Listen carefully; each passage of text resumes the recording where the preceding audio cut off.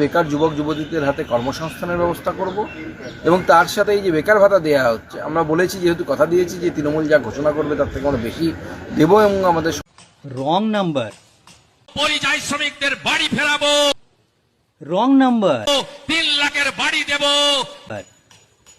A V wrong number মহিলাদের অ্যাকাউন্টে আরো বেশি টাকা ঢোকাবো, এ ভি রং নাম্বার 3000 টাকায় ভাতা দেব। এও রং নাম্বার তো 3 লাখ টাকা ঘর বিজেপি দেওয়া হবে। সরকার এলে 3 লাখ টাকা দেওয়া হবে, যে 1500 টাকা লক্ষ্মী ভান্ডার চলছে সেটা আমরা দিব 3000 টাকা। রং নাম্বার 3000 টাকা করে প্রত্যেক মহিলা। झूठ প্রত্যেক শিক্ষিত যুবককে চাকরি দেব।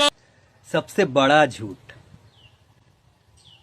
अरे यार, इन लोगों का जो बाप है ना, 56 इंच का छाती जो है, वो भी कितना बड़ा जुल्मबाजी किया देखो, वो भी कितना झूठ बोलता है देखो।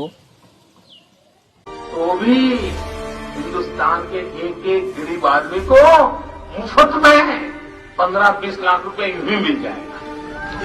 15 लाख रुपए अकाउंट में क्यों नहीं आ रहे? देखिए, ये जुमला है। देखो फिरकी ले रहा है, सचमुच है फिरकी ले रहा है।